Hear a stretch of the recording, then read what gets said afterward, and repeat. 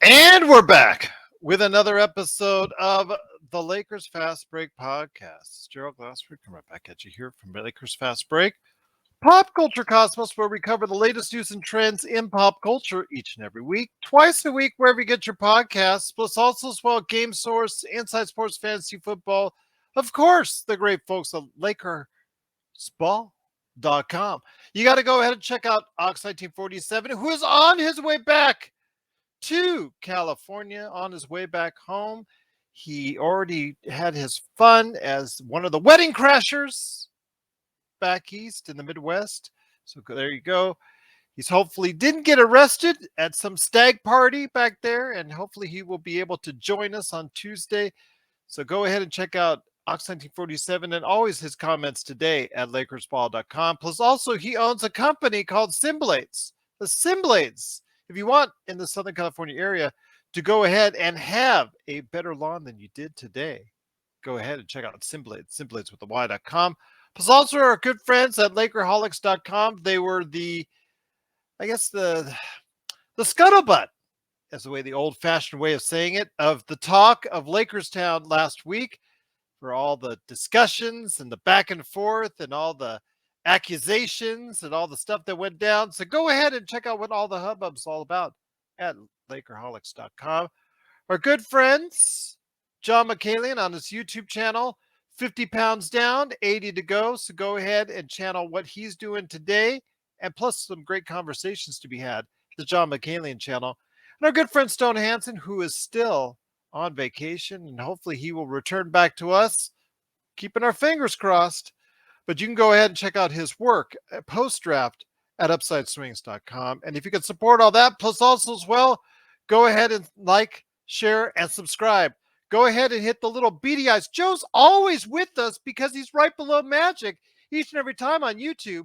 So go ahead, take your finger, go ahead, take your mouse, go right there, boop, click on those beady eyes and subscribe today to get the latest notifications on when we go live on the air with the latest Lakers Fast Break podcast. Plus, if you can give that 5-star review wherever you get your podcast for those that are listening out there on the podcast airways. And please go ahead and make sure you also as well follow, like, and support us anywhere we're at on social media. And if you do, it's sincerely appreciated. And again, we are so close to 1,000 subscribers. So close. Ugh, so close. Just about under 80 away from being at the magical 1,000 mark. So you go ahead and let us know if you've not yet subscribed. Please do so. And if you know someone in your life that's a Lakers fan like we are, go ahead and make sure they know about us here at the Lakers Fast Break Podcast. Well, I'll tell you what, it's great having you here. Into a while since Joe threw his mattresses out of the window at the hotel room where he was staying at back in Detroit. Sounds like Joe, that's for sure. Especially if the TV ain't working. So, that's, you'd probably go ahead and take it out on something. That's a good possibility indeed. But I didn't hear he got arrested. So I guess he's going to be back with us tomorrow, just to let everybody know. We're going to be doing profiles all this week of various Lakers that have now joined the team. And the first one today we're going to go ahead and discuss is Gabe Vincent. Gabe Vincent, in my opinion, and I'm going to go ahead and ask my fellow panelist, Sean Grice, here in a second, if he thinks the way I do. And that quite possibly of all the new arrivals for the Los Angeles Lakers, he could play the biggest role. He could play the key role for the team. We'll talk about why in us here in a little bit through this show. We'll talk about what Gabe Vincent has done, why people are so optimistic about his chances, and also why people are kind of also pessimistic as well. There's a lot of divisiveness when it comes to the kind of contribution Gabe Vincent may or may not bring to the Lakers. So we'll discuss that as well. Also, the fact that with what we talked about with D'Angelo Russell and his disappointing playoff run, will that translate into a regular season where he becomes the backup and Gabe is promoted to starter? We'll talk about that on this show as well. But first man up is the only man here right now. Good man indeed. He's the madman from Toronto. You just got to go ahead and make sure he gets out of Toronto traffic to go ahead and talk about Gabe Vincent. It's good man indeed. It is the man who's all over Lakers Fast Break. Who exactly is Gabe Vincent? You know what? I'm not. Even sure though. But we are talking about Gabe Vincent. That's for sure. It is the Magic Man, Sean Grice. And Sean, Heavy Duty says, I want Laker Tom and Jamie to share a hotel room. I'm not sure they would. Uh, Intel Wild says, Gabe, oops. No worries. No worries there. But great to have you here, my friend. Your thoughts, first off, when you heard the news that Gabe Vincent, for the next 3 years, at least on paper right now, is a Laker. Yeah, you know what, Gerald? I actually, unfortunately, wasn't able to be a part of that show, but I was very, very pleased with that signing. And honestly, it was a bit of a surprise because didn't hear a whisper one about Gabe Vincent being linked to the Lakers. But that's good scouting on the Lakers' part and good stealth work by Rob Pelinka as well. He didn't show his cards whatsoever with that signing at all. Like I heard Gabe Vincent being linked to the Raptors very heavily, Gerald. Um, that was one team that stood out, but I'm glad we got him. And I agree with you 100%. Outside of our big three, which is LeBron, AD, and Austin Reeves, I think you're right. I think Gabe Vincent is the kind of the key holder to a balance, so to speak, for the Lakers offensively and defensively. He comes with a lot of sizzle right now because of what he did the past 2 years of the playoffs, Gerald. But this has been building up for a while. He had to. This is an underdog story, so I understand why Laker fans might be a bit, I guess, weary or kind of not quite ready to be in the camp of Gabe Vincent, but he is an underdog story, not all that dissimilar to Austin Reeves. They both they both went undrafted. They, Yes.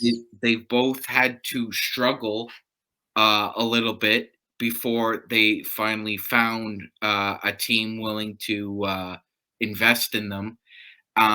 But Vincent's been a capable player ever since college, Gerald. So I understand the hesitancy if there's a lack of familiarity. But once you familiarize yourself with who he is the past 2 years, I mean, he's played in 40 playoff games. He's played in over 1,000 minutes over the past two playoffs. He's been an integral part of the Heat. I will give a quote by Eric Spoelstra that basically sums up who he is. He said, and I quote, Gabe is a competitive player. He has the ability to shapeshift for us at any point in time, and that is so important for what we do. And So, well, let me ask you this. When it comes to Gabe Vincent, again, there's a lot of divisiveness as far as him coming after 4 years in Miami. Again, like you talked about, an undrafted player coming in. He has a certain reputation, certain numbers that you go by. mhm. You want to talk about the good or the bad when it comes to Gabe Vincent? And then let's overall, at the end, we'll talk about the possibilities that they're in. let's start with the bad. Okay. Start off with the bad. When you look at his numbers overall, first up, 33% shooting. It's not a Mhm, huge step up from Dennis Schroeder, which is going to be something he's going to have to work on. He did have a point in time where he shot a little bit higher than that, around 36%, almost 37 the previous season, not last season, but the season before. mhm, So it was looking like it was on the way up, but it went down again last season. The also troubling number, if you look at it, we talked about so much about Christian Wood's defensive rating and how unfortunately not that good it is, which is part of the reason why he still is available out there. But you look at Gabe Vincent's defensive rating for the regular season, and it fell off a cliff from one season to the next. Well, actually, it's gone all over the place from it's something 110 to about 114 to 110 to 115 and a half. A terrible number by any stretch as far as that's concerned. And Gabe comes into as far as a hard hustling, hard working player who's supposed to give you some reputable defense. He has shown that in the playoffs at times that he can give you that. He's actually shot better from 3-point range in the playoffs, for his career, he shot around 35% from three. So it's a little tick up from there. 90% from the free throw line. So that's obviously very encouraging in the playoffs when it matters the most. Mm-hmm. So I'll give you that. But for, like I said, when you see the numbers and you see the defense going back and forth from good to good to bad on the defensive rating, and then you see the 3-point shooting kind of trickling back down to the norm after a high of 36 the previous season. Does that kind of get you concerned at all about what we committed ourselves to for 3 years? Ooh, perhaps, you know what, Gerald? He's not all that different I'm from. just bringing you the Yeah, numbers. yeah. So I know, I don't send know, the I Haney know. hate my way. No, no, no. That I would say that it's obvious that he is capable of going into slumps. That is pretty obvious. Whether it was his time with the Stockton Kings, I looked into his G League stats there, and like you said, Jared, with the Heat, it was a mixed bag as far as shooting goes. I mean, in 21 and 22, the Heat went from being 19th to being third in the NBA as far as 3-point shooting goes, Gerald, when they inserted him into their rotation. But the next year they went to 24th. But in the playoffs, they went white hot from deep. It seemed like they couldn't miss in the series against the Bucks and the Celtics. But like you said, I mean, it's kind of a mixed bag with him as far as shooting is concerned. Um, but I'm willing to live with his slumps because I think what he gives you elsewhere make more than makes up for his lack of prowess on any shooting that he's what Spoelstra said there by calling him shapeshifter is very interesting, Gerald, because he plays whatever role you want him to play. He's a jack of all trades as far as a guard is concerned. And you're right, there are some times defensively where there are lapses or he gets beat. And again, the shooting can be iffy at best, especially if he's struggling. But he is a solid player, and I'm willing to take the bad with the good with Gabe.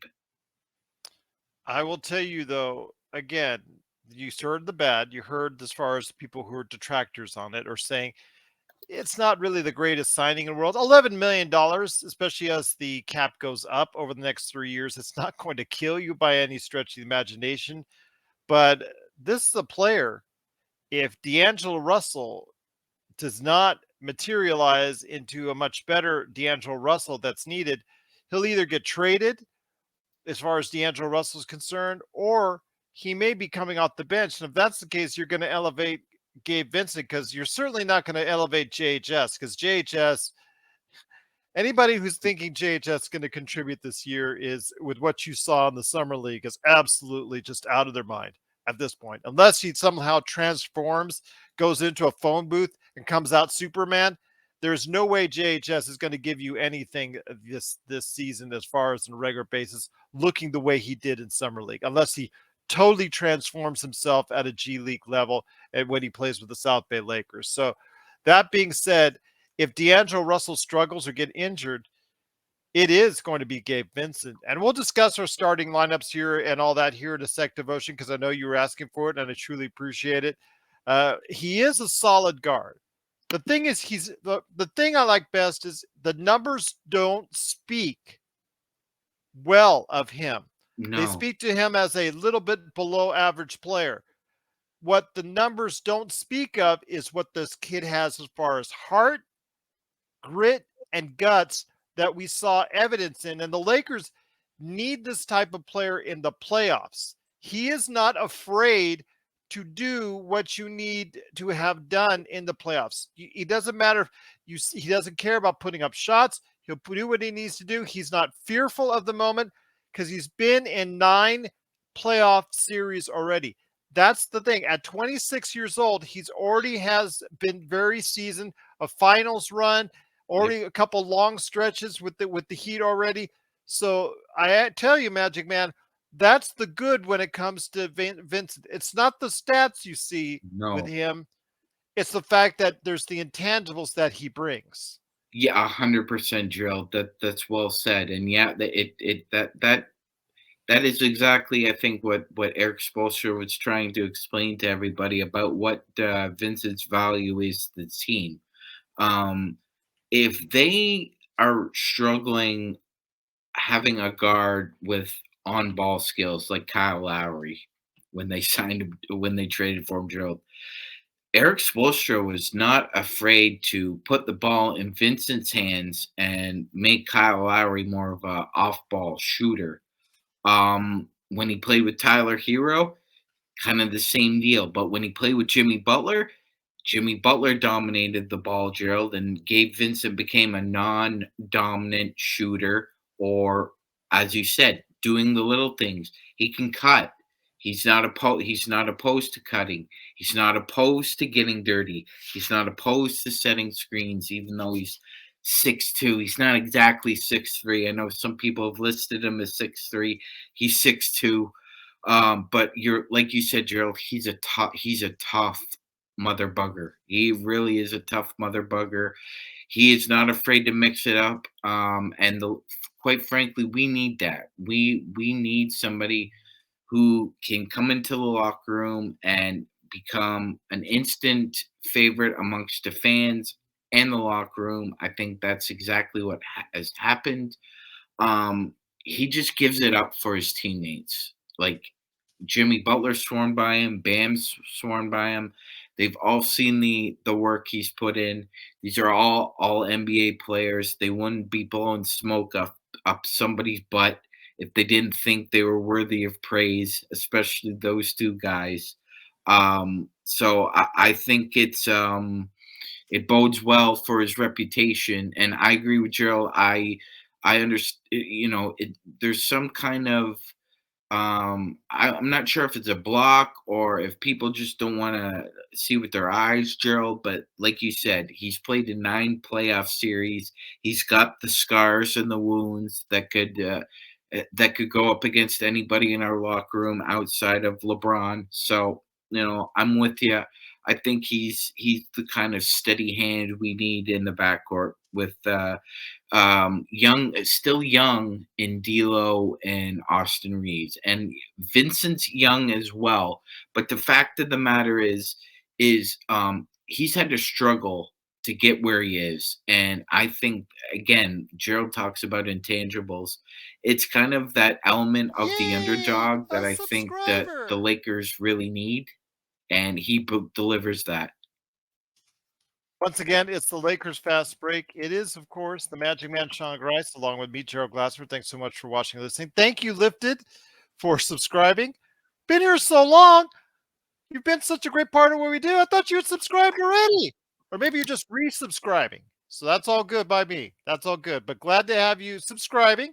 Please subscribe today to get the latest notifications on when we go live on the air right here at the Lakers Fast Break. We are talking Gabe Vincent and the kind of contribution that he can make with the Lakers. Again, when it comes to Gabe Vincent, my friend, I just think that he is more built. We talk about players that are built for the regular season and players Yes. for the playoff.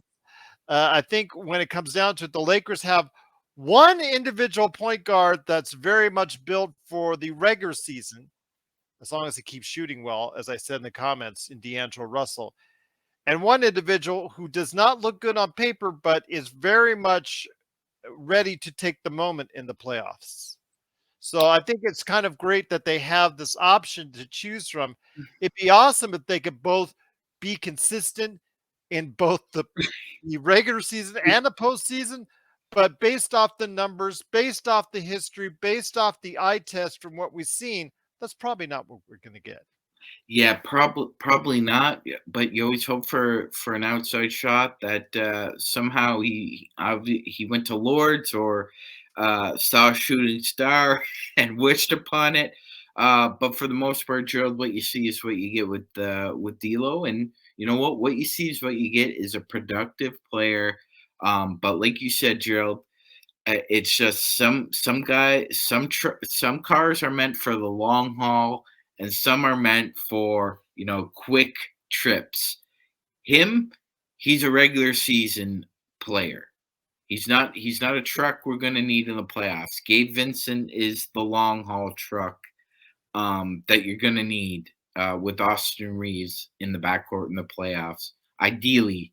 But Gerald, I hear a lot of talk about possibly the Lakers moving off D'Lo. That's a possibility as well. But you know what? You always need an emergency catcher. You never know. All it takes is one play for a catcher to get hurt, and then if you only have one other catcher, that's it, right? That's it. Yes. Like, so it's important to have that third guard in play if and when you need to break that glass in case of emergency. And as Gerald has said time and time again, emergencies happen in the playoffs. And the thing is, though, you do have two players who now have playoff histories. You two have D'Angelo Russell. But you were always worried about, okay, he's really not done a whole lot in the postseason. He had that little small run with Brooklyn. He's had a little bit here, taster here and there. Minnesota and Golden State, I think he might have had a little bit. Not Minnesota, but Golden State, he might have had just a little bit.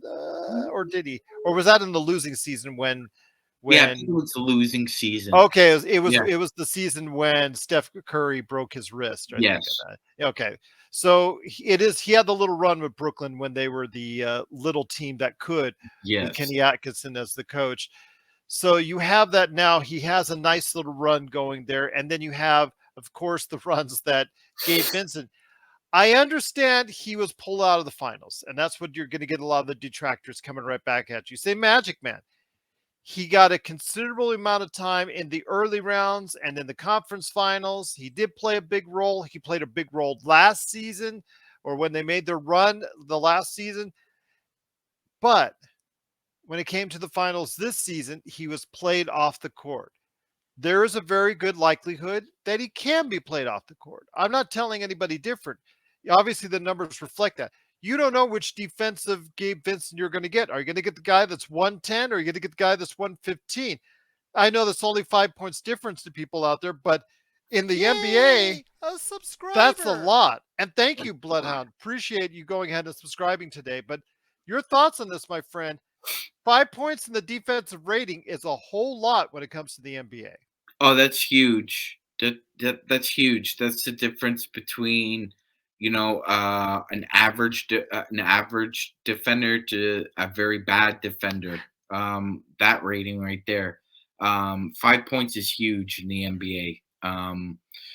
The fact of the matter is that I concede, and most people with half a brain would concede that yes, in the finals the Nuggets found a way halfway through game three to get him off the court. And he was ineffective for half of game three and game four and game five.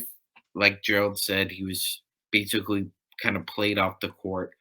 However, if it wasn't for his shooting in game two, the Miami Heat wouldn't have a wing's prayer of trying to make that a series if his shooting wasn't as superb as it was, and he did have the meme of the finals. I mean, the Jokic may have won the war, and again, congratulations to the Nuggets. But when Gabe Vincent hit that three in Christian Brown's face and looked at him as with that icy stare. That was the meme of the playoffs, Gerald. So, like you said, I understand that it's possible that he gets played off, but he's got so much gumph and so much oomph.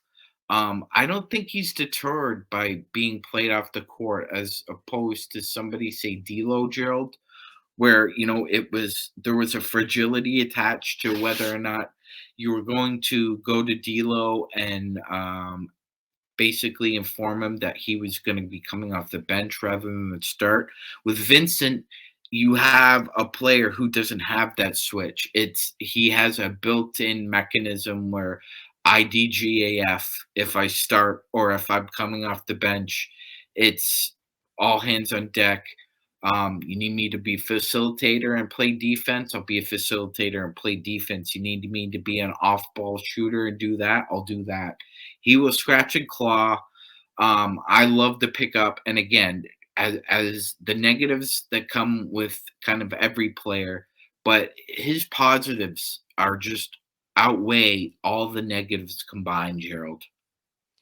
I will say though, when it comes to the Lakers and the starting lineup, as of now, we are not counting Christian Wood yet or anything like that. As of now, my friend, it is going to look like, and as much as I'd like to not have Rui in the starting lineup because I think he's so much more advantageous to you if he comes off the bench and what he does, what he brings. But it is going to be AD at the 5. Sorry, AD. Rui, and then you're going to go ahead with LeBron. Although you're kind of stuck for a little bit slow-footed as far as a 3 spot, so you got to worry a little bit about the 3 spot there on the defensive end. And then you've got at the obviously Austin Reeves and D'Angelo Russell is probably still going to keep his starting spot unless something happens that's different. So I see that as the starting 5. It's again knowing D'Angelo Russell, he puts in a ton of games through the year. He gives you about 70 to 75 games. He'll get you, of course, if he played anywhere near to the level that he did last year, he's going to get you about 40% from 3. He might not always be a plus out there on the court, as we saw the reason why. Because why would you send away a 40% 3-point shooter?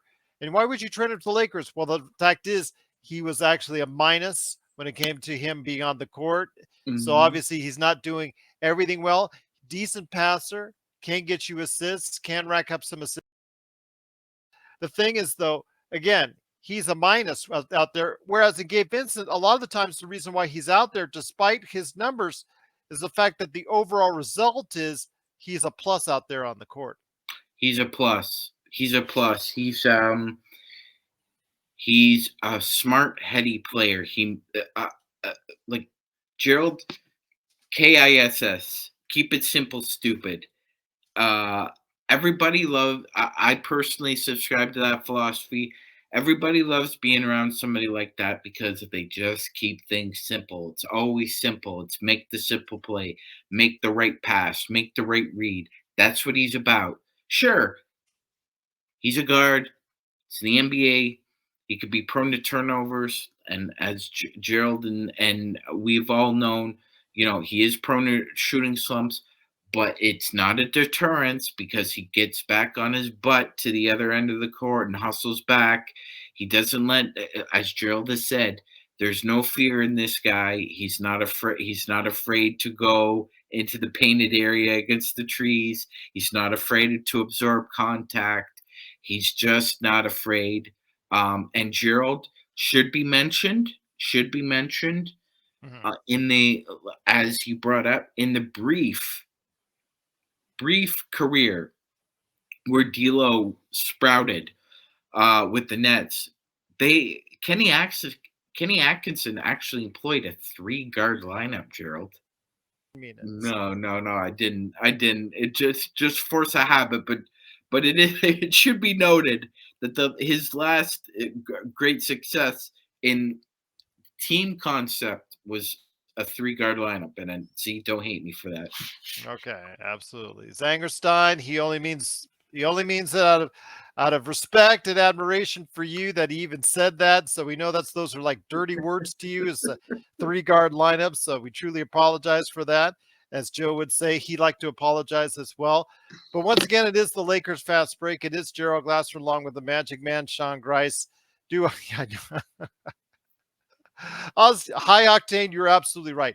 Austin and D'Lo need to hit 40%. If you're going to have 3 non-shooters out there for great periods of time, you do need to have D'Lo and Austin hitting 40%. Otherwise, it's really going to get a little problematic for you, especially when the Lakers are even with the improved shooting that they got, it's only incremental. So they're right now 27th in the league in 3-point shooting. I say they go maybe up to 24th, 23rd if they're lucky. If they go anywhere higher, I think that's much better for you. It does so many great things. But, my friend, I'm not counting on it, especially again. You're going to have to see improvements from Gabe Vincent to go from 33 to 36. LeBron go from 30 to 36. If they go back to that, then all bets are off and so many things change for the better for the Lakers. Absolutely, Gerald. And I think to start off, I think Coach Ham is going to go back to the well with the backcourt. I think your starting two guards are going to be D'Lo and Austin. I think he's going to watch to see what he needs out of Gabe Vincent before he inserts him into the lineup, Gerald. I think that would be um, kind of the Occam's razor. Like the simplest explanation is usually the correct one, right? So Yeah. um, being a Swiss Army knife, if for some reason if D'Lo's shot isn't falling on a certain night to start off a game, and but his facilitating is good, which is what we've seen in the past, Gerald. When a shot isn't falling, he tries to make a concerted effort to be a good facilitator. Well, if that's the case and Austin's doing his thing, then you really need Vincent to be an off-ball shooter, and you really need that night. Maybe on another particular night, Gerald, somebody else is struggling. And we're up against a defense that isn't allowing a lot of ball movement. Well, again, insert Gabe Vincent, and making the simple play usually corrects a funk.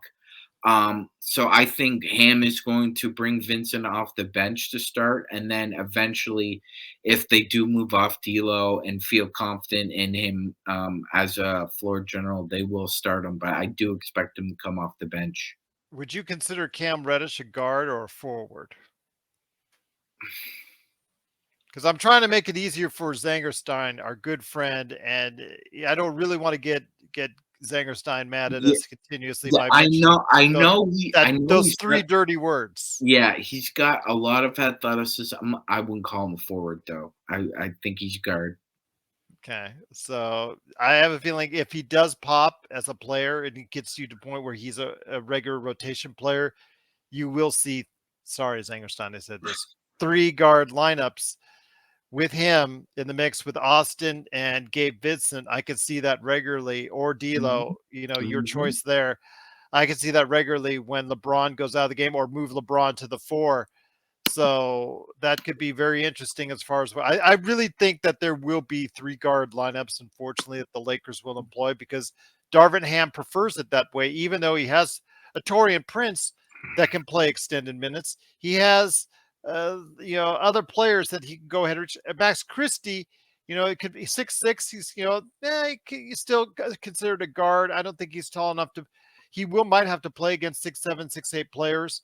But yeah, it's going to be tough to see. But when it comes to Gabe Vincent at 6'3", he's the smallest player on the Lakers team, so he has no choice to go ahead and play against other point guards. If you get Mhm. him on switches, that could be a problem.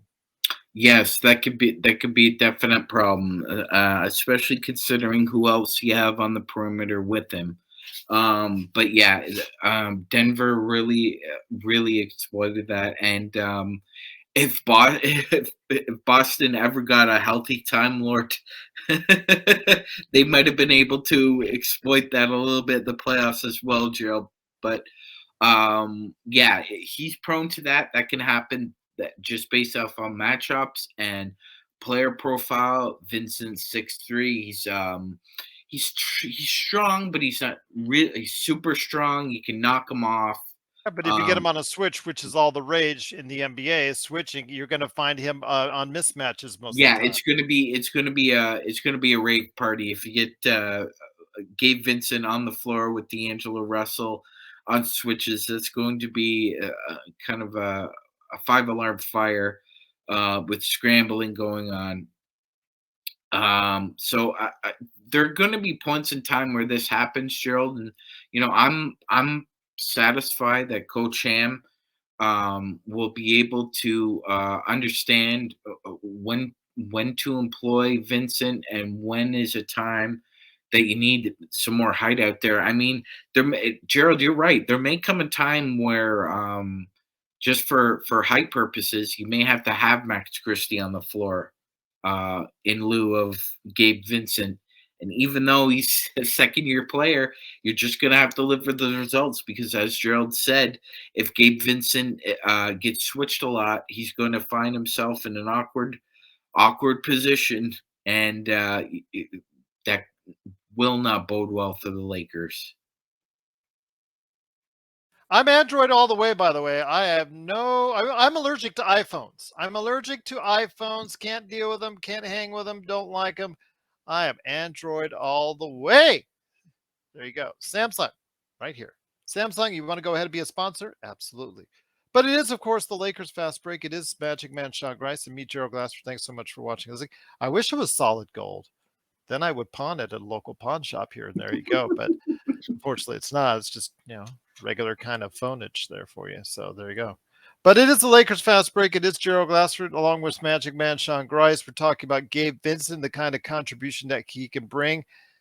The very real possibility that he, at some point in time, whether it's by December, could be rolling into January, somewhere along the line, the Lakers could get dissatisfied with D'Angelo. I told you before in the past months or so that, ever since the season ended, that this upcoming season would be the biggest year ever for D'Angelo. And the reason why is his play will determine whether or not he continues in the league as a starting guard, or if he decide, or if his play dictates that he's going to be a coming off the bench guy going forward, because he's at his peak. He's 28 years old. He's right there in his prime. And if he doesn't do it this year for you, as far as what you need to get, you're going to go ahead and, if you're Ham, and sit him down or have him come off the bench and put in Gabe Vincent, who may not be the best alternative for you. But for me, it beats giving Austin Reeves the ball and trying to have him make decisions as a point guard. I really think if people are asking for more decision making from Austin Reeves as far as a primary playmaker, as we've seen, as far as his ball handling issues and that he still needs to work on are concerned, it still brings us quite a bit of concern when it concerns that right there. A lot of concerning. Yeah, yeah, he's not. Look, we all love his ability to facilitate, but he is not a pure passer. He is a die in the woods combo guard. Great off the ball, pretty good on the ball skills. But as Gerald said, dribbles a little questionable right now, especially when he's driving into the paint.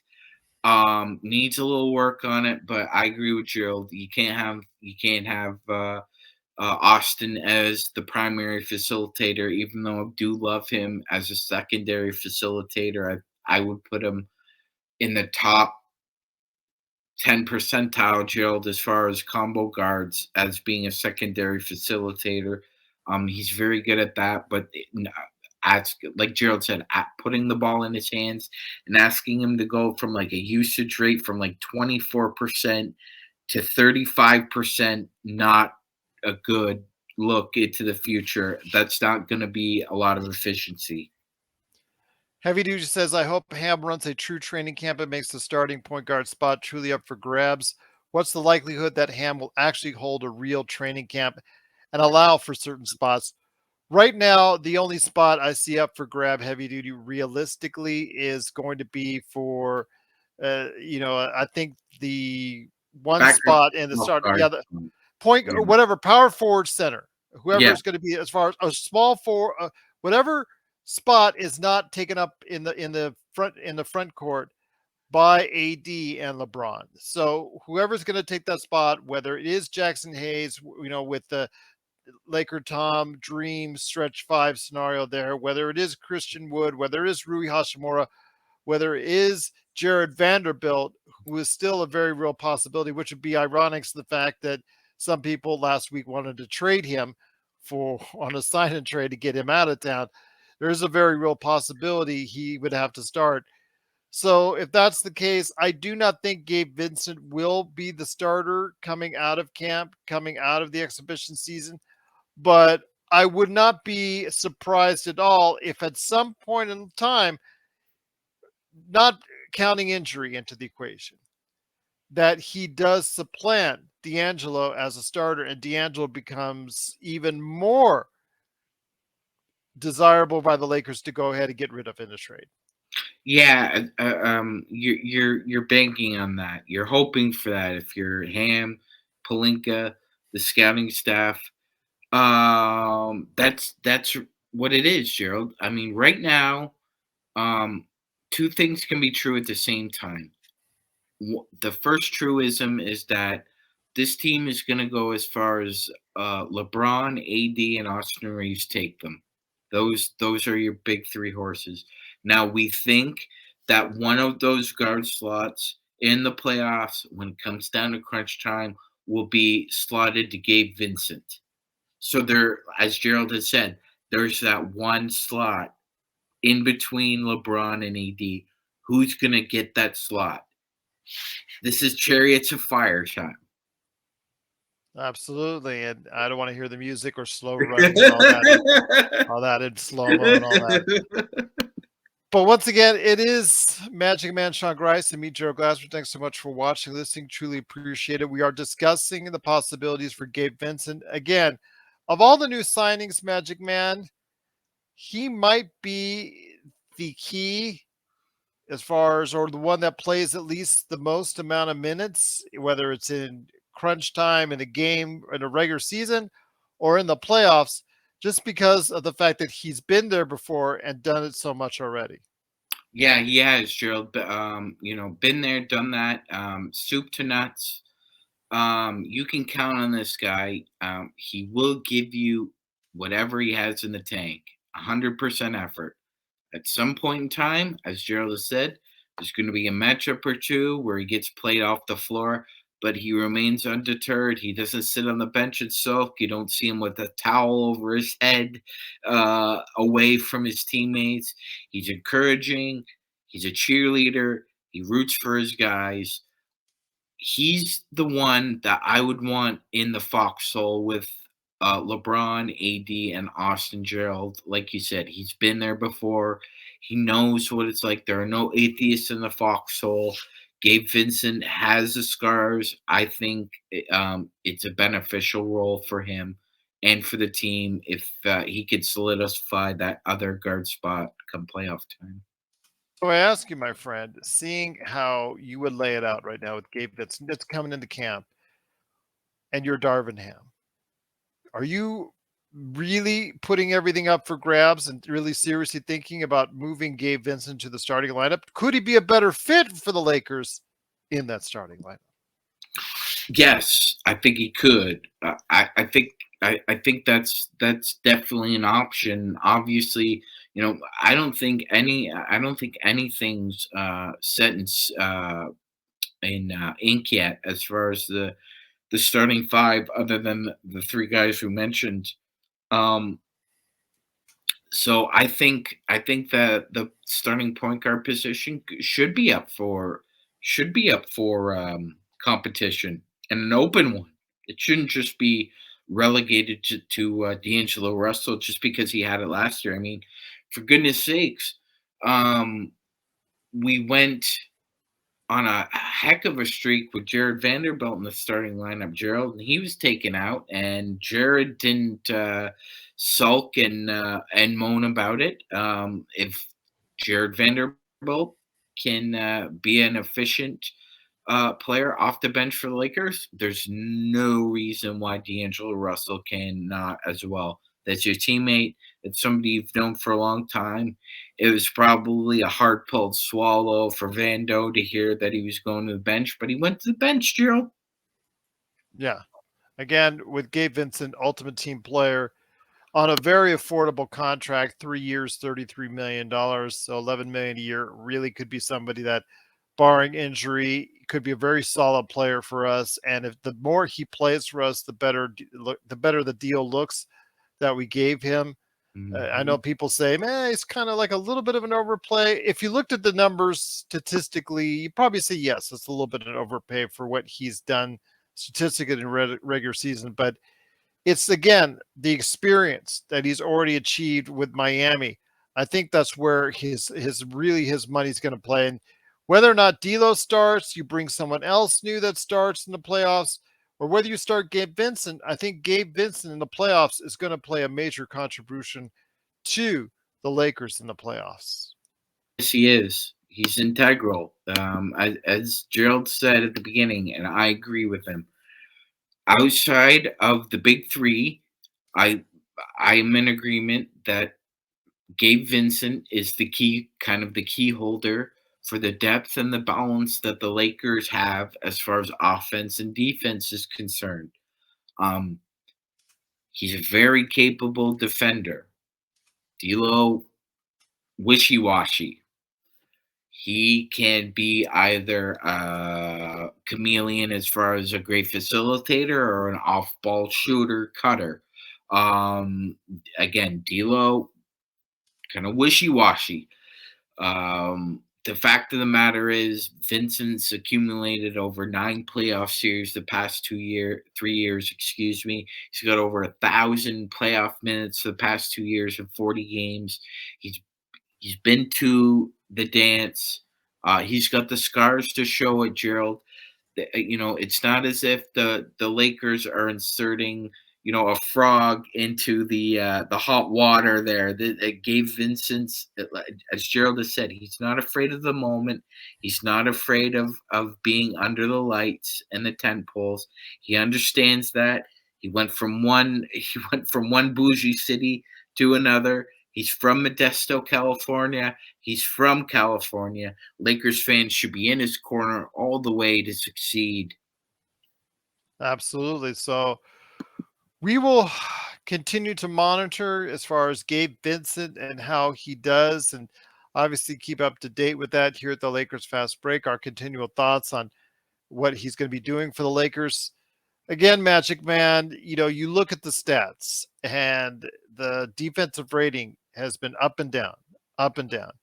His 3-point shooting, up and down, up and down.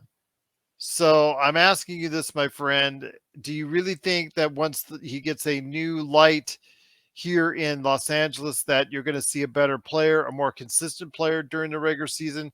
We saw, as this mentioned in the chat, about Kendrick Nunn, and we thought he had the kind of capabilities to go ahead and advance his game. And unfortunately, that did not work out for the team. Do you see something different for Gabe Vincent as far as him being a more productive player with the Lakers? Yeah, yes, Gerald. And to be fair, I think some of that had to do with the also the players he was playing with. He often was paired with either Kyle Lowry or Tyler Hero, and at this point, Gerald, I think you would say that both of those players are less of a defense for Gabe Vincent to have as far as a complementary defender is concerned. Very poor. Lowry's 38. His knees are gone. He's not the bulldog he once was. And Gerald's gone over Hero's defense. So when he's been on the court He with plays Jimmy, defense? I stay corrected. Okay. when he's been on the floor with Bam Adebayo and Jimmy Butler, Gerald, it's been a different. Like that was the 110 guy. That was the feisty guy who had Bam and Jimmy out on the floor with. I think that would be a huge difference, especially if he's surrounded with guys like a AD, like a Jared Vanderbilt, like a Rui Hashimura. Uh, Focused young guys who can just scurry around. He either played with guys over the hill or guys who couldn't level up with him as far as defense is concerned. But again, that 115 rating, Vincent has to own that. That's on him. But I think a large part of that had to do with the personnel versus what he has now. I think he's got a step up as far as overall personnel goes, Gerald. And if the Lakers do have a top 10 defense like they did, they had actually had a top 5 defense after the trade deadline.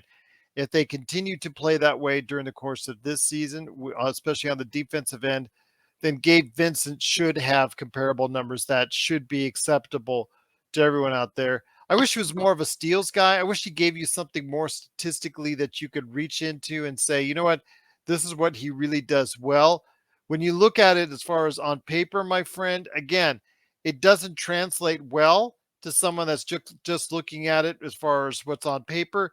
It's the intangibles that he brings, the leadership that he brings, the moxie and the courageousness and the fight that he brings, especially in the playoffs, that he's unafraid to go ahead and take the moment when given the opportunity. 100%. 100%. He was given the opportunity by Pat Riley and Eric Spoelstra. He took the ball and he ran with it, Gerald. Yeah, a few up and downs, few slip ups here and there. Wasn't his finest look those last 3 games in the finals, but every superlative you just spoke about him is 100% true. It's not an exaggeration. It's not hyperbole. That's the kind of guy, the kind of juice, the tough juice, to as Karan Butler calls himself.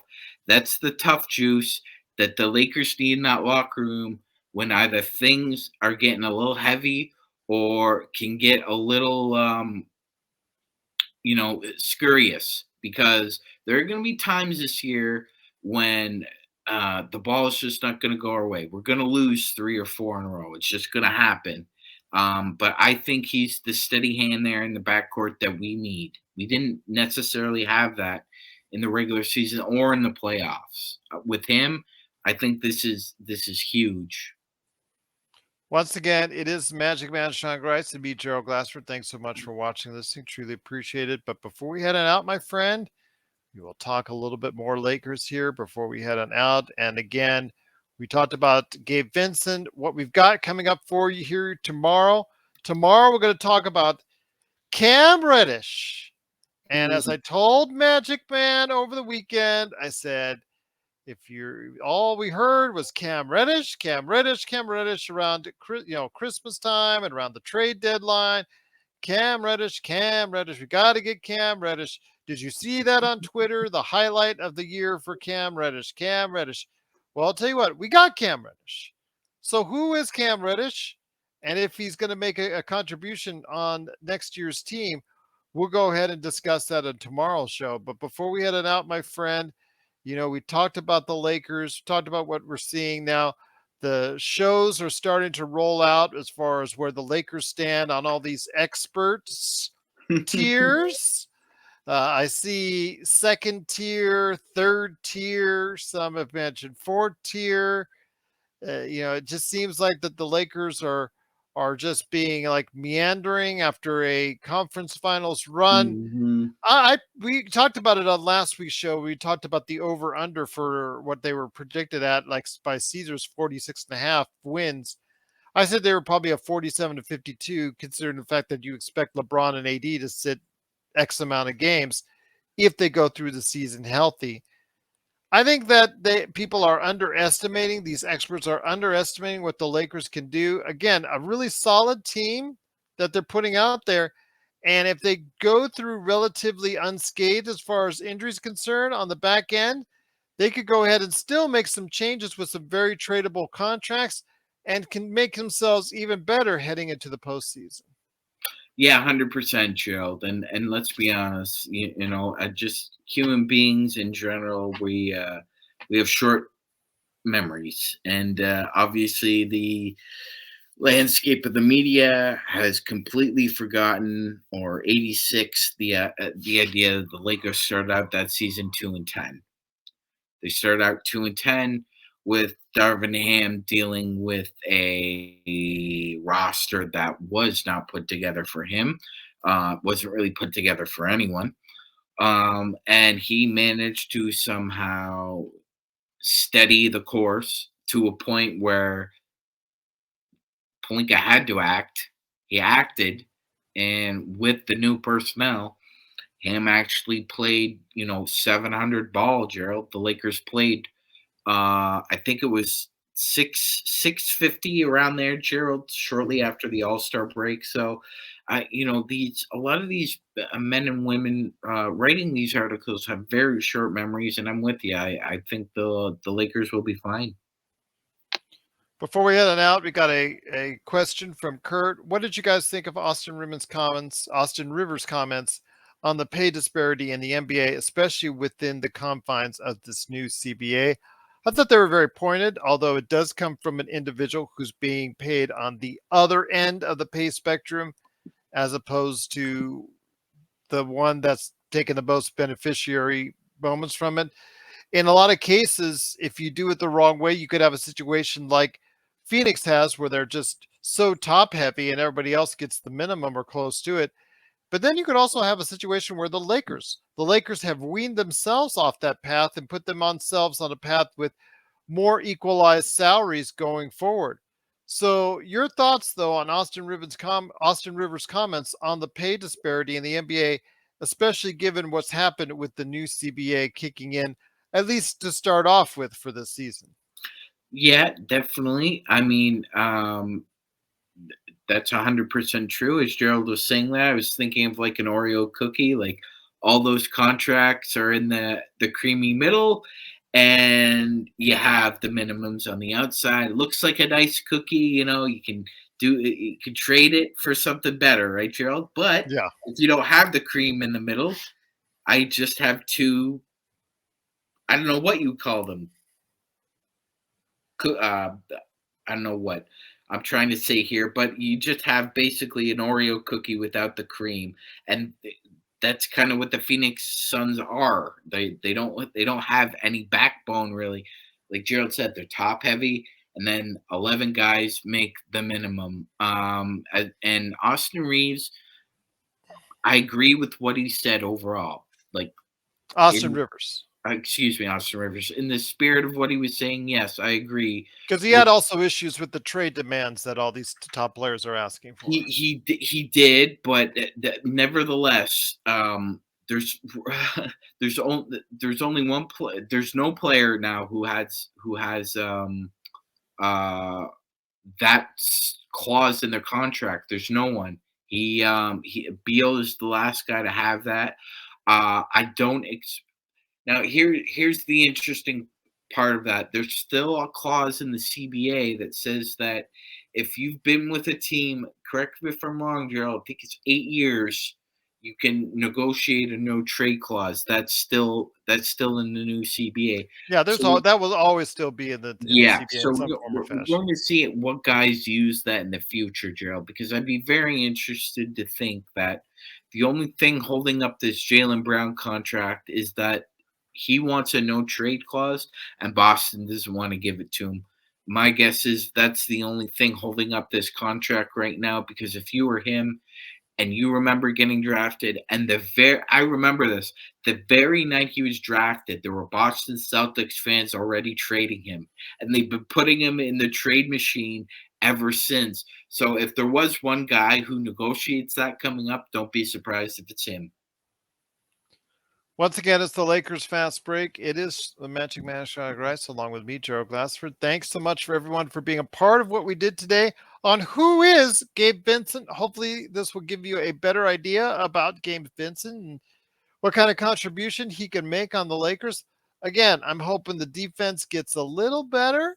I'm hoping the shot gets a little bit more trustworthy during the regular season. And if that's the case, I see a good season from him for the Lakers indeed. Adam says, I think Christian Wood is waiting to see what Miami does. I think that's what's going on because Butler and Adebayo, Wood, and Lillard would be tough. But remember, they've got Thomas Bryant. So they've already got one 6'11" player that plays at the center position. Really, this Wood, that actually plays a similar type of game to him. So I'm not sure how advantageous it would be to bring Wood onto the Miami Heat. Yeah, I don't see it. They've got Bam, they've got Kevin Love, they've got Yeah. Thomas Bryant, and now they have Orlando Robinson. They're pretty pretty set at center, I think. Um, and quite honestly, if they didn't even if they had an open slot, Christian Wood doesn't feel like a Pat Riley guy. I'm just gonna be frank about that. I don't think he fits the Heat culture at all, given his tendency to think more as an individual rather than as a team, Gerald, especially when things aren't going your way. That is the worst thing that can happen in a locker room is you already have a very tentative situation and somebody who's prone to the negative starts going that way, it can really blow up a locker room. Yeah, Adam, unless somebody's going to dish out some more money, who has money left on, as far as under the cap, somebody's going to dish out more money. They're the winners, but I don't know. They would have already been able to offer it already, and he would have already accepted. So I Yeah, think at this point, it's going to be the Lakers by default at this point.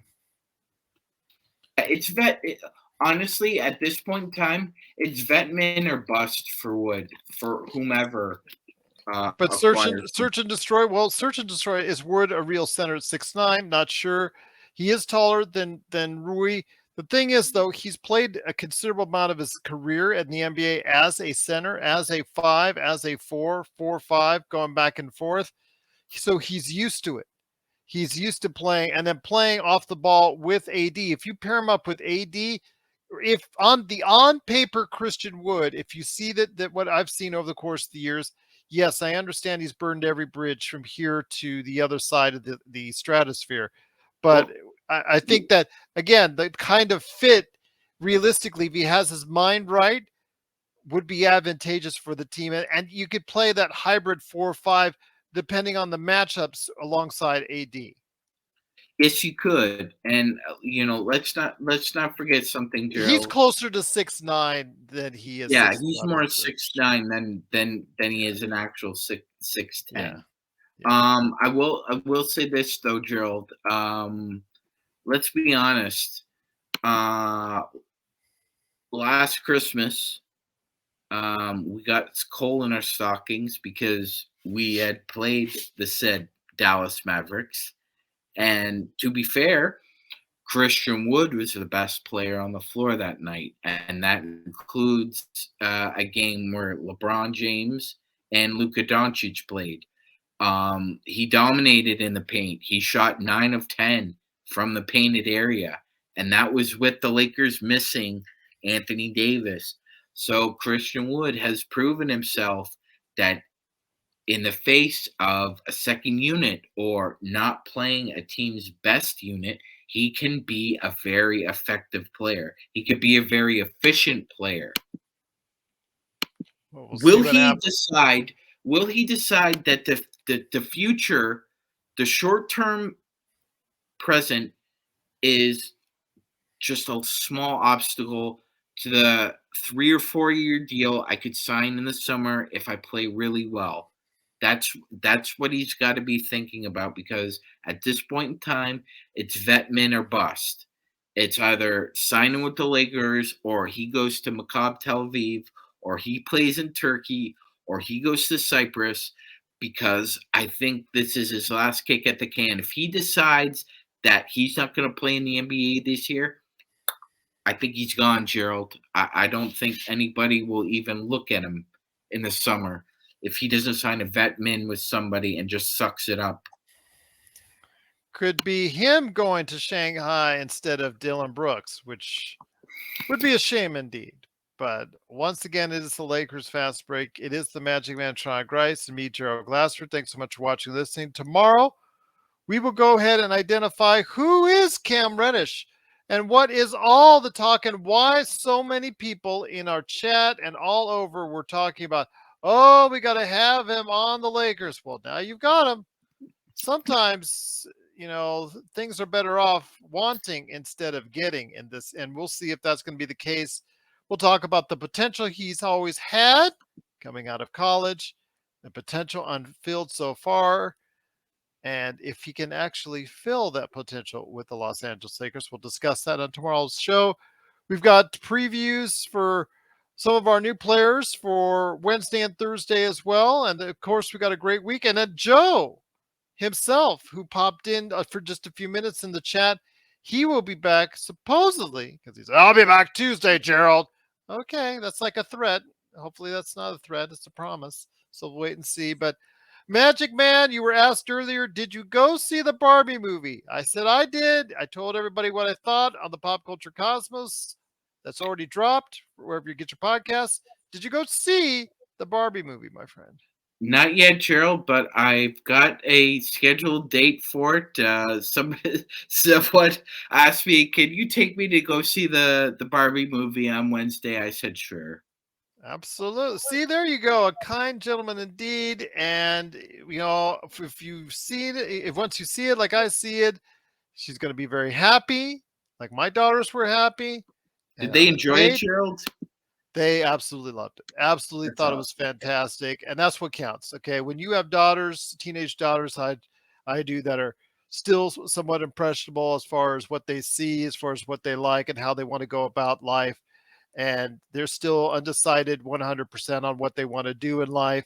This just tells them and reinforces them that they do have options, many options in life, and that I think is most important. I think besides all the messages that's getting the right or the left all up in a hubbub as far as one side or the other, just point out that the movie tells you that we as human beings have options, both either as a male or female, to go and do anything that we want to do if we so choose. So that I Yeah, think is the ultimate goal of the. that's the ultimate message behind Mattel and Barbie was that Barbie could be anything she wants. Absolutely, except for Joe Sorrell. Joe Sorrell seems like the guy that would take it away from, whatever kid is holding it and playing it, I and then actually throw think it down. I, He I would actually he would rip it out of their hand and chuck it down the street. I would put all my money on Ken in a fight against Joe Sorrow. Actually, Oh, wow. He said that, Joe. Not I. Not I indeed. Zanger Sign says, "Hi guys, sorry for not being active lately. These dog days in the NBA are my reading time. You know what, Zangerstein? That's okay. We're just glad to have you here. So glad that you always support us. You're such an incredible part of what we do. I won't even tell you what Magic Man was talking about with the three nastiest words you hate to hear. Three card lineup. But we were talking about Gabe Vincent and the possibility of that happening. So we won't talk about that much more on that. But I think Zangerstein, when it comes to Darvin Ham, that's going to be a possibility. I think we will see three guard lineups. Sorry, Zangerstein. I think we'll see it. I think we'll see it was when Gabe Vincent will be a part of that. I'd see it say like the second quarter, late third quarter, early fourth. I think you'll see some three guards lineups. That's just Zangerstein. I know it breaks your heart, but Gabe Vincent is the kind of guard that Ham likes to go out and put out there in one of those. I just see it right now already. What are your thoughts, Magic Man, on the way out? I agree 100%, Gerald. Unfortunately, I think that's the way the cookie crumbles. He loves his three guard lineup, and that's the way it's going to go. It is the way it's going to go, indeed. I think for a lot of us, even though again, if Prince plays well, that could be a way. It could be something. If Cam Reddish, whatever you choose to have him at, and that's something we'll discuss on tomorrow's show. Is he a guard or is he a forward? We'll discuss that on the show as well. But Z, great to have you here. You're sensational as always, always as well. PMC, Blue Magic, Kurt, everybody lifted, everybody that subscribed today. Thanks so much as well. Adam, terrific as always. Great to have you here. So many great faces as always. Even Joe, when he was in the chat. Intel Wild, you're the man among men. Truly appreciate you going ahead and stopping by on the show as well. Love the fact that you wait for us. Lakers all day. Truly great to have you here as well. Uh, Even though need to get a center like Whiteside, little past his prime, and he's burned every bridge. He reminds me of a Christian Wood who can't reason that he's burned his bridge everywhere he's been. Yes, he has. Yes, he has. And So he made sure he threw gasoline on the fire before he left every place he's been to as well. yes, I searched. I saw what Joe. I don't want to. I don't want to post that up on here. What Joe called Whiteside, but yeah, I just see he's just past his prime. You're talking about a mid-30s player now that again, those some of those centers don't age really well. We're already seeing it with JaVale McGee that finally, after playing so well for so many years and being a vital part of both the Golden State Warriors and Los Angeles Lakers, we started to see where his career has gone. It just happens to every player, and it's already happened to Whiteside, and the fact that probably he's no longer playing in the league. Dwight Howard, no longer playing in the league. Boogie Cousins, no longer playing in the league. It's just these guys, they just go off a cliff, and unfortunately, it just you can't bring them back. And if you try to, it just does not look good. Tristan Thompson, case in point right there. I mean, people talk about, oh yeah, I had a great 45 seconds. Yeah, he had a great 45 seconds. Ask him to do it for like in a real during the season, in real games. As far as continuously for a I real mean, amount of minutes. you know what, Gerald? There's somebody And like ask him to try a jump shot. yeah, yeah. I mean, no, literally the names you were rhyming off there, Gerald. And I mean, And I know he gave it to us in the playoffs in crunch time that minute, but then he got killed by Jokic. Saw who just beat me that time. Oh my gosh, Tristan Thompson. Sorry, can't handle that. Then he went out and destroyed Thompson, and then got him off this floor. So, yeah, that's yeah. I mean, it's happening to a lot of guys. It looks like Deadman is being pushed out of the NBA. Yeah. So like Gerald was saying, these guys, they hit a wall eventually. Usually with big men, it happens around 33, 35 in that range. That's when the knees are a little weaker. The feet aren't that great anymore, Gerald, and it's just low post players and offensive rebounders don't age well. I talked to before to Rafael Barlow, who actually was working out for a while, Dwayne Dedman, and he was working him out for a while. After this was on his way Yeah. on his first comeback before he went back to Miami. This was after he made his money, became like a Christian Wood, a persona non grata, had to work his way to get back in the league, had a decent season initially with Miami, but then it all fell apart last season. Then he was on Philadelphia and San Antonio. It just hasn't worked out well from there. And now nobody he's wanted by nobody at this point in time because they think he's already died. He's already done with already. Yeah. So. I mean, I mean, Mark, you mentioned Kareem. Remember Kareem's last year, he only averaged 7 points in the league in his last year. Yeah, so. Yeah. It's just now, mind you, that was in his early 40s. So yes, I want to give him a little fair bit. Enough, but yeah. It's always been pointed out. Gerald's professed it. It's just the older big men get, it's just low post players and offensive rebounders don't age well. Well, got to remember who does the most running, who runs the most miles back and forth. It's the big men. It's the big men. That's what people don't realize. They're the ones going a little bit farther each and every time out. So Kurt Affair says, okay, Gerald, hear me out. Last backup center, Darren Collison. Lakers. It's funny because, this is the thing about that, though, with Darren Collison. You heard a couple of weeks ago, I think Woj posted in a tweet, or X, whatever they call it now these days, that, Darren Collison worked out with Phoenix. He was terrific in workouts with him. Well, funny. They still had slots open and didn't sign him. Look what happened there. And they ended up trading Cameron, and they still didn't bring him on. So obviously he didn't do so fantastic.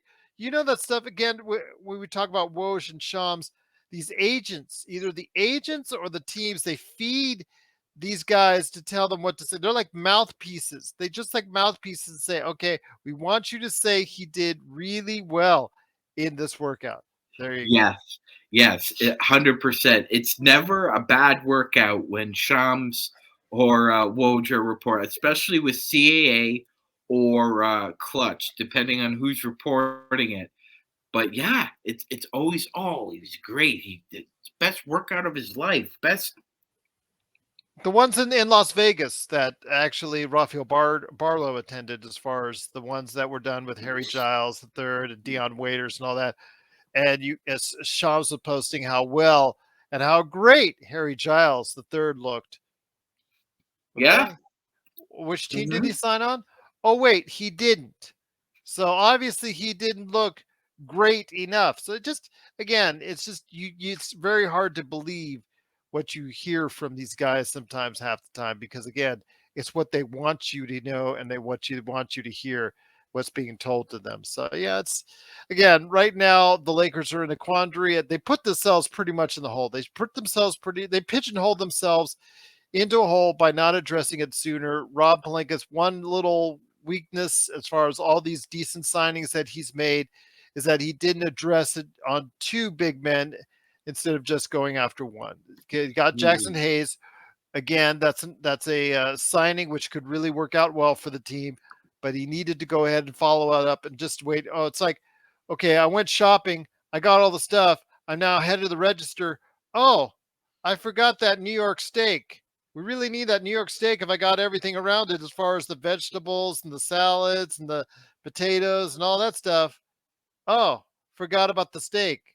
Oh, well, do I decide to go all the way back to the other side of the store and get it? Or do I just go ahead and check on out? So, it just, you got to You go ahead and better, take you care of these better, things. you better, because I'm not eating sides for dinner.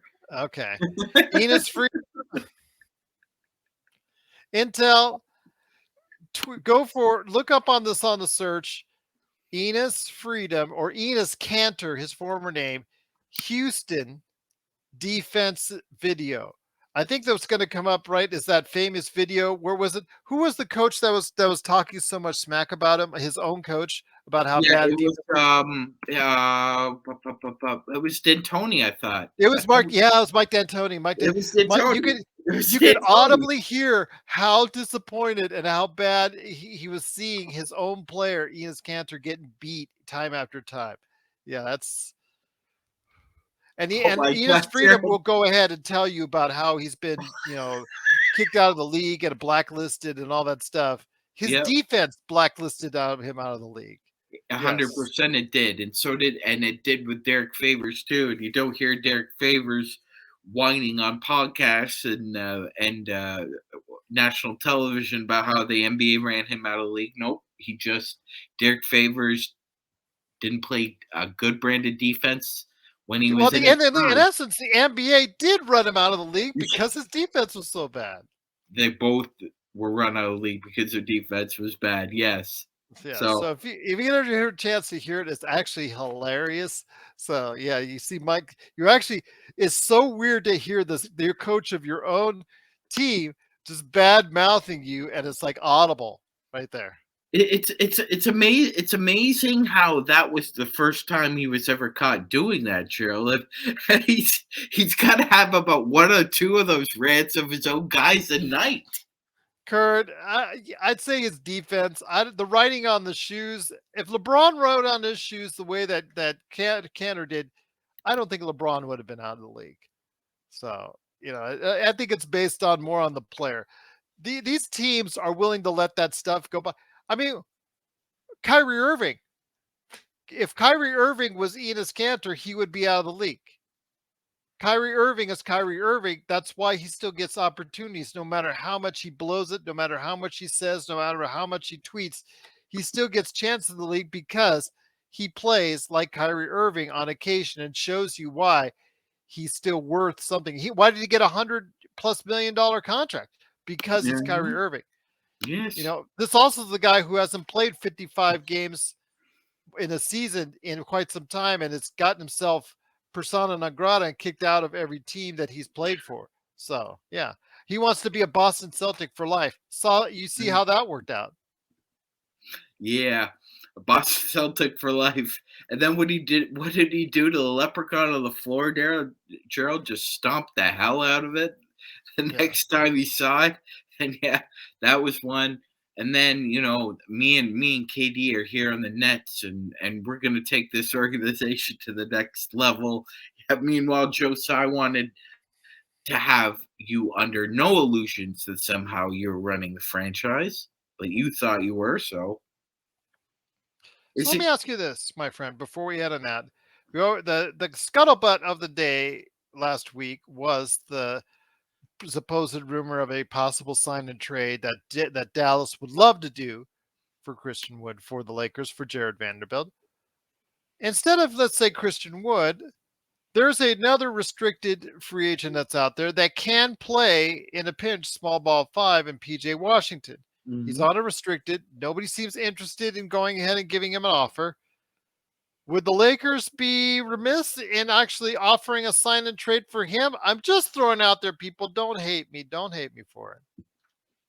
That's not a bad idea, Gerald. Don't if people are PJ Washington fit the bill more than Christian Wood on a Vando trade. Yes, yes, he feels a lot more, a lot more. So, um, there are only a handful of players who have been effective screeners. And when I mean screeners, I mean you're coming out of the role, you're either coming off the ball or you're shooting. Jokic was the huge leader as far as efficiency and screeners are concerned. PJ Washington was the only non-big in that list, and Gerald, he is a fantastic finisher. Um, Shooting can be iffy, but other than that, he's a great facilitator. He's a great screener. Again, I think, He trickled down to 35% from the arc yeah, I last know, season, I but he know, was at 37 to 7, yeah. 39 in previous season. So And he's there, he's only 25. and he's only 25. Yes, I think the best option for him would be to get out of that situation because I think PJ Washington would be a really good player on a contending team. I'll just say that. I don't think we'll get him. But Gerald, if somehow that Charlotte wants to make that trade, I would make it in a split second. No For questions Vando. asked. Yeah. Okay. All right. Do you want me to play the role of Jamie Sweet and say you're secretly a Charlotte's fan? Oh, And am I? Oh, Tobacco Road. I don't see myself just going down to, I'm going to yeah. shut down the channel. I've just had enough. There you go. Yeah, you know something, Jamie? I love Vando, but if it was a case of taking Vando over Christian Wood, Vando all day, twice on Sunday. Vando and PJ Washington, mm, that's a little tougher. PJ, just by a little bit. Again, but you lose that situational defensive player that can guard anyone from the 1 to the 4 effectively. That's what you lose when you get rid of a Vanderbilt. Just know that. I'm not saying I'm vehemently against it, Sean, because again, in the right matchup, he does you so well, and to see in the playoffs. If the wrong matchup, or you make him play offense if you're the other team, then that spells doom. And he literally plays himself off the floor, as we saw in the playoffs. So it's, how situationally you're going to have to add shooters around him. And when LeBron and AD are not considered shooters, if they're shooting like they usually normally do, which is not good. That's three non-shooters that are out there, and that's really hard to take unless you have AR and D'Lo or Gabe Vincent or whoever's playing alongside them really shooting well from the perimeter. Yeah, exactly. That's the key right there. And again, this is all speculation. Personally, I wouldn't move off Vando whatsoever. I would keep Jared Vanderbilt as a Laker for as long as possible. Uh, Unless it's for someone like PJ Washington. unless it's for somebody like that. If it's Okay. for anything else, nope. Vando is a three-tool NBA player. I think trading him for anything other than three or higher is a faulty move. And Christian Wood just isn't that guy to make that deal for. That's ridiculous. And Tom, I love you, but you know that's a ridiculous move. Trading Vando for Christian Wood. You know it. You know it. I get it. I get why. I get the Christian Wood allure. I understand it, but the fact is that you need somebody like Jared Vanderbilt just a little bit more than you need Christian Wood if you want to win the title. I feel kind of guilty though, Sean. I feel kind of guilty ever since this feud started between Jamie and Laker Tom. Hopefully they've mended ways and mended fences and patched up. I don't know. I haven't checked out LakerHolics.com in a couple of days, so I'm not exactly sure. But my friend, I feel kind of like partly to blame because I was the one originally that turned on Laker Tom to Christian Wood as far as I told him about him because he didn't know who he was as a player. And I feel partly to blame, my friend. I feel partly to blame. So I'll just sit back and eat popcorn and watch them while they continue to feud, hopefully. So Gerald, do you remember when you were a kid and Mm-hmm. you heard about this night where adults gave away free candy and you didn't actually believe it when you first heard it. No, no, no, no. I don't know what you. Oh, it's called Halloween. You go from door to door and you get free treats, and then it happens. That's kind of like what happened with Tom and Christian Wood. It was like Halloween, and you can't be blamed for letting somebody know that they give out free candy on Halloween, or that Christian Wood is a really good player, and maybe the Lakers should go after him. That was Right? 6 teams ago, seemingly. No, 4 Yeah, teams ago. I'm sorry. yeah, But and not to mention, should be noted, Anthony Davis knows who Christian Wood is. Anthony Davis was with the New Orleans Pelicans in that dumpster fire when they brought him in. So anybody who knows what he can and can't do is Anthony Davis. And as I had mentioned on the previous podcast, Gerald, if there was any issue with him at all, it would be like that. You wouldn't hear a thing about Christian Wood. It'd be the Lakers aren't interested in Christian Wood, but that hasn't happened. And AD is, he doesn't talk through the media, but if anybody was vociferously against bringing him in, it would be him, because they have the history together, and he would know right off the bat whether or not that guy would be capable of playing a role on the Lakers. And again, I'll just reiterate, he hasn't said publicly that the Lakers shouldn't go after him. If he thought it was a bad idea, he would say something like that. Kurt says it best: never get rid of a Vanderbilt, whether it's Gloria or Jared. Well, Mm, Gloria actually has that's passed great. away. That's a great So line, Kurt. I love you, man. That's a great line. That's the line of the night. there you go, indeed. But once again, it is the Lakers fast break. Zangerstein's asked, guys, what do you think about this lineup? Reeves, Prince, Vando, Rui, LeBron, AD. In this lineup, Vando would have to more room if Prince plays the 2. Ooh, Yeah, I I don't can get know. behind that lineup. That's a slow-footed on defense. That's, I mean, Prince.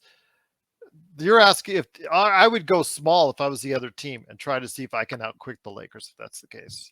Yeah, that That's what I would you know do to what counter though, that. that you're also dealing with a lot of length. I think actually that, to me, that half court offense isn't terrible. It isn't terrible. So I think Prince in the has to hit his shots. If Prince I is think hitting in his the shots, I'd like it a lot better. playoffs, that lineup would work. Z. She means it as a lineup within the system, not as a starter. The starter. She Yeah, just said that at some point in time, you could try it. I don't see that as too much of it. Like a second quarter type deal, or maybe a yeah, late third quarter, early fourth quarter, like we were talking about the dreaded 3 guard lineup, which Z, you and I both know Ham will go back to at some point in time, whether we like it or not. I do like that better as far as trying to stay away from the 3 guard lineup, but Prince has to hit his shots. yeah. And I'm Prince not, has to hit his shots. and the thing is, however great a deal we got, he didn't deserve, or he didn't earn his $10 million from Minnesota, so they waived him. They didn't want to pay him $10 million there. You got to ask yourself, just like D'Angelo Russell, why was he traded to the Lakers? Why was Prince available? Why was he cut from just a $10 million contract? Because $10 million is a rotational player's contract. Why was he cut from that contract? That's one thing I would keep. If he was such a valuable player, in 37% 3-point shooter, is he on the decline? That's what are the signs when somebody lets go of another player? I mean, it's just that's the thing. You just Mhm. there's a reputation, I understand, as far as that's concerned, that certain players take across, and I know he could be a pretty good, in theory, or has been a good player, 3-and-D wing, as far as that's concerned. Well, I Shoots well think, from the free throw line. yeah. He can hit you around 38% from 3, my friend. But you got to ask yourself, what went wrong in Minnesota that allowed Minnesota to cut him?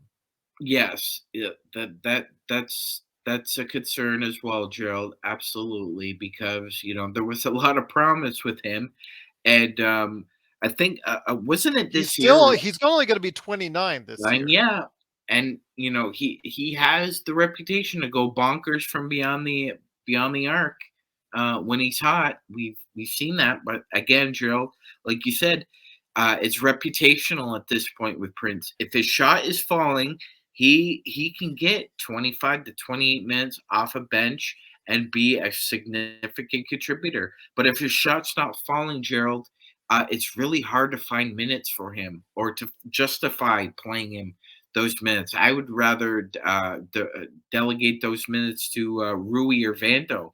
I think they would supplant him if his shot isn't falling on the wings. And his defensive rating isn't that bad. It's career right around 111.6. Although last year, oh dear God, help me. Oh, you know what? Christian Wood looks like an all defensive player with that defensive rating from Torian Prince last year. That's the reason why, my friend. 116.6. That we talked about Gabe Vincent. Ugh. You want to know why he's on the Lakers? Just answer yourself this: 116.6. Ooh, that's bad. That's tragic. Although again, he shot over 40% twice from three. If he shoots it himself into a, I mean, they let go of a 38% 3-point shooter last season, so that tells you just how bad he was on defense. 116.6 is. Yeah. So so they've essentially the Wolves have basically exchanged Torian Prince for Troy Brown Jr. Okay. And we've done the same thing basically. So Gerald, hopefully Prince has I think the Lakers are hoping Prince a lot flourishes in the role he's suited for with the Lakers. But like you said, it's dependent on his shooting. If his shooting isn't falling, there's depth that the Lakers have that can supplant him, and the Lakers can move off him as well, Gerald. We'll see what happens, but yeah, I mean, you ask yourself, these guys, and why did these guys? Why did he get cut? Why did he, get?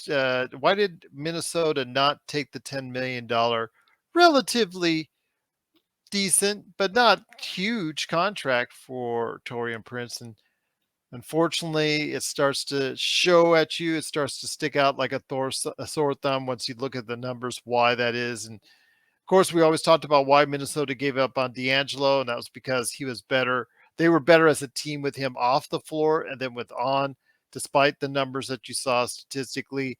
And then with Torian Prince, I think it has to be.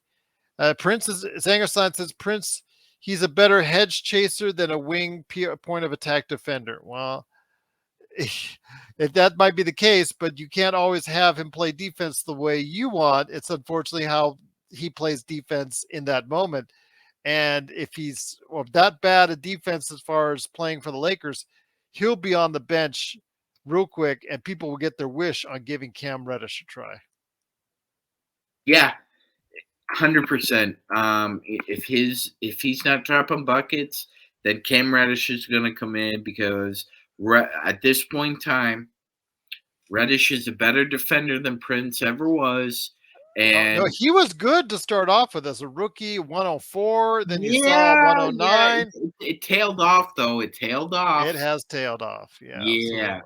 Unfortunately. So, but yeah, there was promise there. We'll see if there's kind of a rejuvenation of sorts. But I don't know, Gerald. I'm not holding out a lot of hope. I think he'll be a decent defender. I don't think he'll be 116 on the Lakers, but yeah. Another Slava Medvedenko has been mentioned more times this summer than he ever was as a Laker. Him and Christian Wood. Christian Wood has appeared on more Lakers podcasts in the past 2 weeks than even LeBron. So there you go. My choice is Chuck Nevitt. There you go. Nevitt. The crowd's chanting Nevitt like in the old days when it was like the Lakers would win by 40. And this fourth quarter, people want Nevitt to come in there because they just wanted to see him. Yeah. Those were the old days indeed. But it is the Lakers Fast Break. We truly appreciate you watching and listening. Glad you had a chance to go ahead and reminisce with us on some great stuff and also, pick our brains as far as some of the thoughts on the Los Angeles Lakers.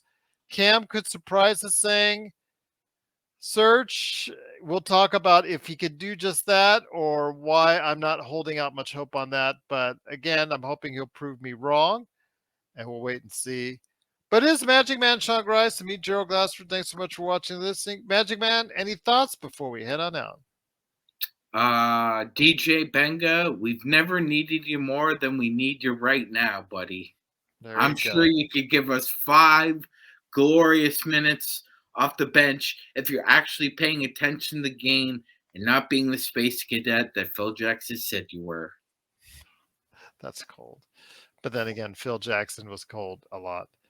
That's for sure. Kurt Affair says, stay tuned for my Cam Reddish's Defensive Player of Year article on Lakerholics, aka Laker Tom, right there. But I'm sure Laker Tom will be waiting for why Cam Reddish will be the Defensive Player of the Year out there. But Zanger Sign says, Search and Destroy says, peace, guys. Pray we get a center. That's all I'm saying. As do we. Zanger Sign says he might, as long as freaking Ham stops the 3 guards and chooses to go wings. Heck, Max Christie is not a wing. He is more of a 3 and D 2 guard. Yeah, he's still too slight a build. I know they're going to try some Zhang if he does pop. You're going to hear, by the way, all season long if he does pop about how we blew it on not signing him to a longer contract. But he is still slight of build. So if you try to put him in that small forward slot, that's going to be a tough challenge for him right now.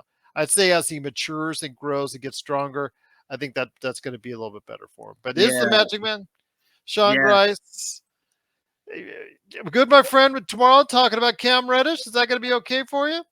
Let's do it. All right, let's do it. We'll go ahead and talk about Cam Reddish. Who is Cam Reddish?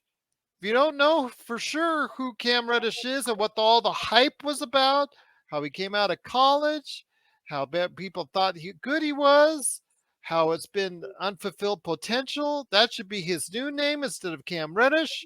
We'll see if he can actually fulfill the potential. Kurt Affair says if we don't sign Christian Wood, Genie will bring back Kurt Rambis.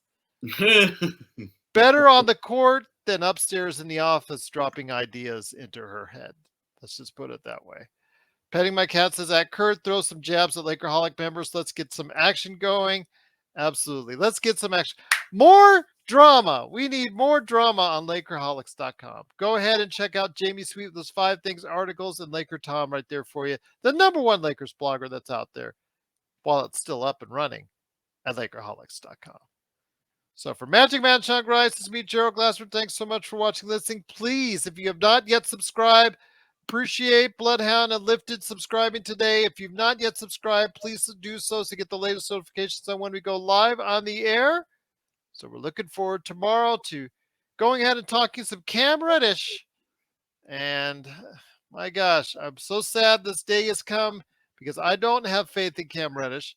And I'll explain why tomorrow, right here at the Lakers Fast Break podcast. And I hope I'm wrong on Cam Reddish. I absolutely do, but we'll talk about it tomorrow. He's got to be real, folks. He's got to be real. That he does. Have a good evening, everyone. Be safe.